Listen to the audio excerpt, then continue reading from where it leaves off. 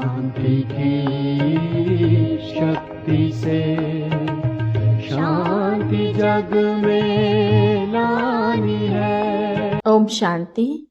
आज की मुरली है 19 दिसंबर 2025 की। मीठे बच्चे, अब घर जाना है, इसलिए देही अभिमानी बनो। एक बाप को याद करो तो अंतमति सोगति हो जाएगी। प्रश्न, वंडरफुल बाप ने तुम्हें कौन सा एक वंडरफुल राज सुनाया है? उत्तर है, बाबा कहते, बच्चे, यह अनादि अविनाशी ड्रामा बना हुआ है। इसमें हर एक का पार्ट नोंधा हुआ है। कुछ भी होता है, नथिंग न्यू। बाप कहते हैं, बच्चे, इसमें मेरी भी कोई बड़ाई नहीं, मैं भी ड्रामा के बंधन में हूँ। बाप यह वंडरफुल राज सुनाकर जैसे अपने पार्ट को भी महत्व नहीं देते हैं। गीत, आखिर वह दिन आया आज। ओम शांति। मीठे मीठे रूहानी बच्चे यह गीत गा रहे हैं। बच्चे समझते हैं कि कल्प बाद फिर से हमको धनवान, हेल्दी और वेल्दी बनाने, पवित्रता, सुख, शांति का वर्षा देने बाप आते हैं। ब्राह्मण लोग भी आशीर्वाद देते हैं ना कि आयुष्मान भव, धनवान भव, पुत्रवान भव।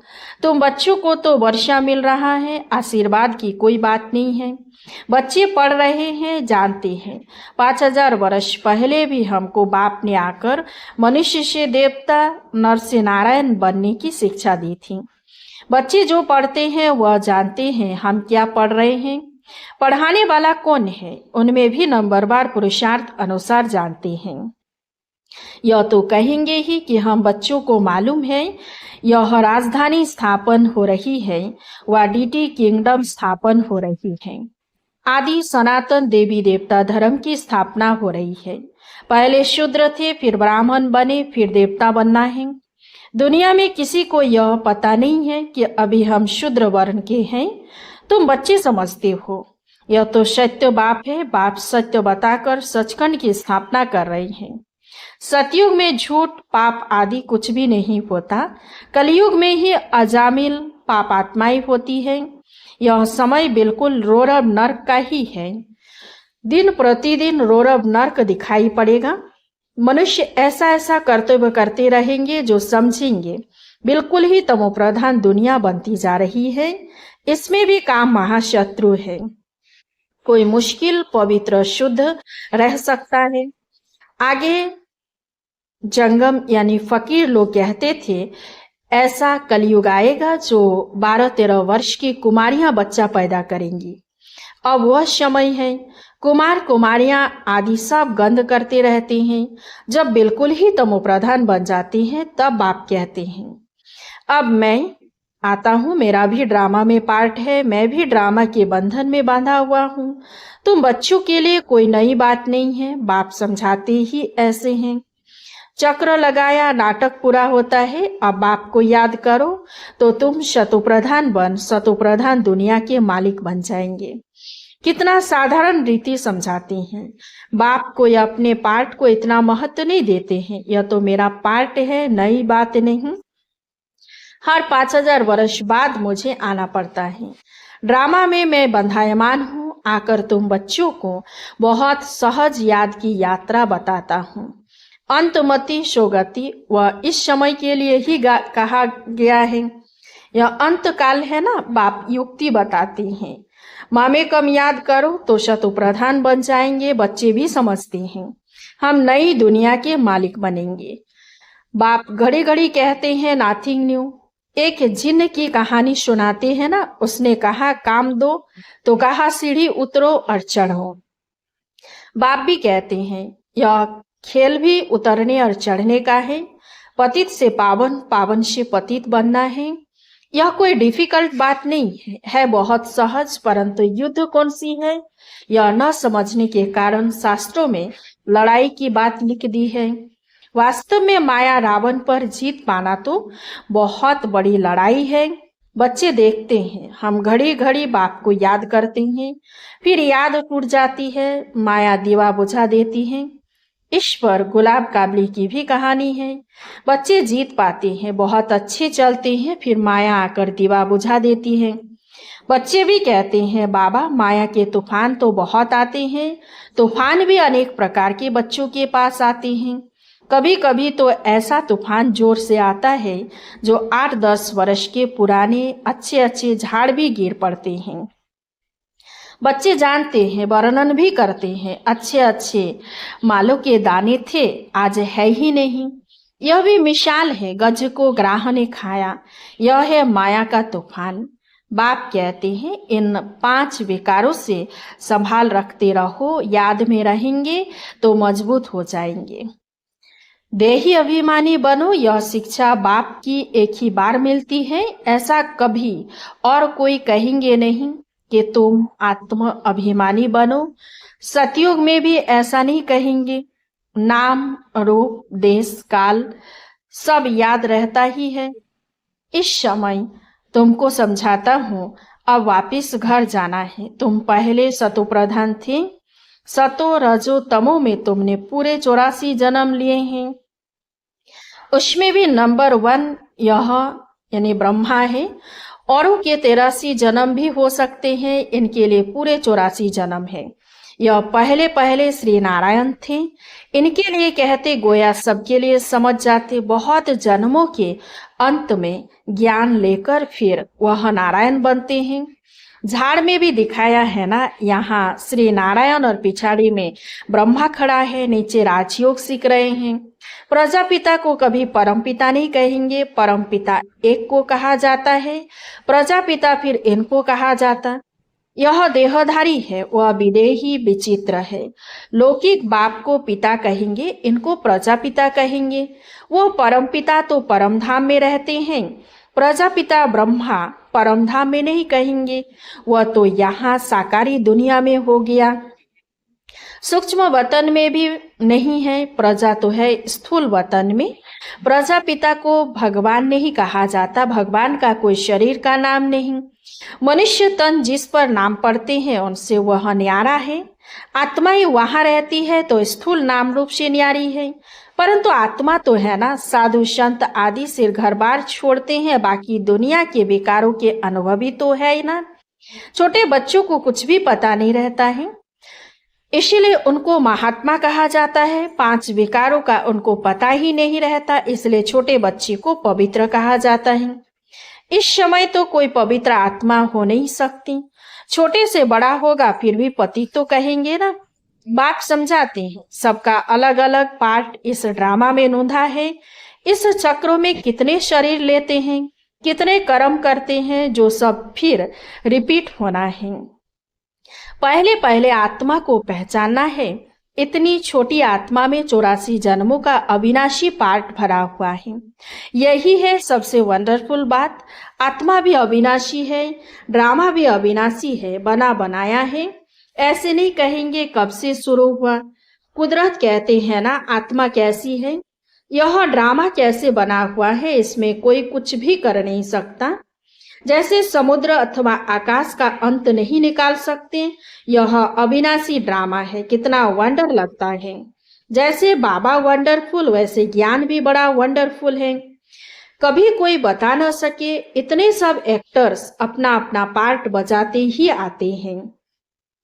नाटक कब बना यह कोई प्रश्न उठा नहीं सकता। बहुत कहते हैं भगवान को क्या पड़ी थी जो दुख सुख की दुनिया बैठ बनाई। अरे यह तो अनादि है, प्रलय आदि होती नहीं, बनी बनाई है। ऐसे थोड़े ही कह सकते यह क्यों बनाई। आत्मा का ज्ञान भी बाप तुमको तब सुनाते हैं जब समझदार बनते हो, तो तुम दिन प्रतिदिन उन्नति को पाते रहते हो। पहले पहले तो बाबा बहुत थोड़ा थोड़ा सुनाता था, वंडरफुल बातें थी, फिर भी कशिश तो थी ना। उसने खींचा, भट्टी की भी कशिश थी। शास्त्रों में फिर दिखाया है, कृष्ण को कंसपुरी से निकाल ले गए। अब तुम जानते हो कंस आदि तो वहां होते ही नहीं। गीता, भागवत, महाभारत यह सब कनेक्शन रखते हैं, है तो कुछ भी नहीं।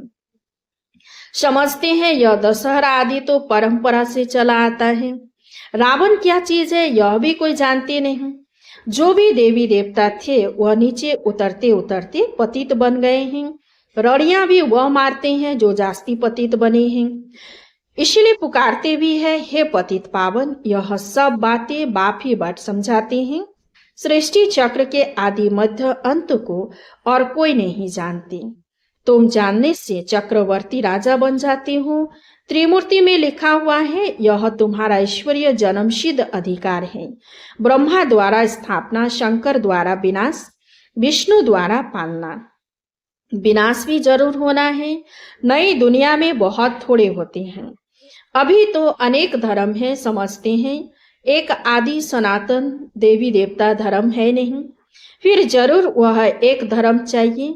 महाभारत भी गीता से संबंध रखती है। यह चक्र फिरता रहता है, एक सेकंड भी बंद नहीं हो सकता। कोई नई बात नहीं है। बहुत भारी राजाई ली है। जिसका पेट भरा हुआ होता है वह गंभीर रहते हैं। अंदर में समझते हो, हमने कितना बार राजाई ली थी। कल की ही बात है, कल ही देवी देवता थे, फिर चक्र लगाए। आज हम पतित बने हैं, फिर हम योग बल से विश्व की बादशाही लेते हैं। बाप कहते हैं, कल्प कल्प तुम ही बादशाही लेते हो। जरा भी फर्क नहीं पड़ सकता। राजाई में कोई कम कोई उच्च बनेंगे। यह पुरुषार्थ से ही होता है। तुम जानते हो, पहले हम बंदर से भी बदतर थे। अब बाप मंदिर लायक बना रहे हैं। जो अच्छे अच्छे बच्चे हैं उनकी आत्मा रियलाइज करती है, बरोबर हम तो कोई काम के नहीं थे। अभी हम बर्थ पाउंड बन रहे हैं। कल्प कल्प बाप हमको पेनी से पाउंड बनाते हैं। कल पहले वाले ही इन बातों को अच्छी रीति समझेंगे। तुम भी प्रदर्शनी आदि करते हो, नथिंग न्यू। इन द्वारा ही तुम अमरपुरी की स्थापना कर रहे हो। भक्ति मार्ग में देवियों आदि के कितने मंदिर हैं। यह सब है पुजारी पने की सामग्री। पूज्य पने की सामग्री कुछ भी नहीं है। बाप कहते हैं, दिन प्रतिदिन तुमको गुह्य पॉइंट्स समझाते रहते हैं। आगे की ढेर पॉइंट्स तुम्हारे पास रखी हैं। वह अभी क्या करेंगे, ऐसे ही पड़ी रहती है। बाप दादा नई नई पॉइंट समझाते रहते हैं। आत्मा इतनी छोटी सी बिंदी है, उनमें सारा पार्ट भरा हुआ है। यह पॉइंट कोई आगे वाली कॉपियों में थोड़े ही होंगी। फिर पुरानी पॉइंट्स को तुम क्या करेंगे, पिछाड़ी की रिजल्ट ही काम आती है। बाप कहते हैं, कल पहले भी तुमको ऐसे ही सुनाया था। नंबरवार पढ़ते रहते हैं। कोई सब्जेक्ट में नीचे ऊपर होते रहते हैं। व्यापार में भी ग्रहचारी बैठती हैं। इसमें हार्टफेल नहीं होना होता है। फिर उठकर पुरुषार्थ किया जाता है। मनुष्य देवाला निकालते हैं, फिर धंधा आदि कर बहुत धनवान बन जाते हैं। यहाँ भी कोई विकार में गिर पड़ते हैं, फिर भी बाप कहेंगे, अच्छी रीति पुरुषार्थ कर उच्च पद पाओ। फिर से चढ़ना शुरू करना चाहिए। बाप कहते, गिरे हो फिर चढ़ो। ऐसे बहुत है, गिरते हैं तो फिर चढ़ने की कोशिश करते हैं। बाबा मना थोड़े ही करेंगे, बाप जानते हैं। ऐसे भी बहुत आएंगे। बाप कहेंगे पुरुषार्थ करो, फिर भी कुछ न कुछ मददगार तो बन जाएंगे ना। ड्रामा प्लान अनुसार ही कहेंगे। बाप कहेंगे, अच्छा बच्चे अब तृप्त हुए, बहुत गोते खाए, अब फिर से पुरुषार्थ करो। बेहद का बाप तो ऐसे कहेंगे ना। बाबा के पास कितने आते हैं मिलने। कहता हूँ, बेहद के बाप का कहना नहीं मानेंगे, पवित्र नहीं बनेंगे। बाप आत्मा समझ आत्मा को कहते हैं तो तीर जरूर लगेगा।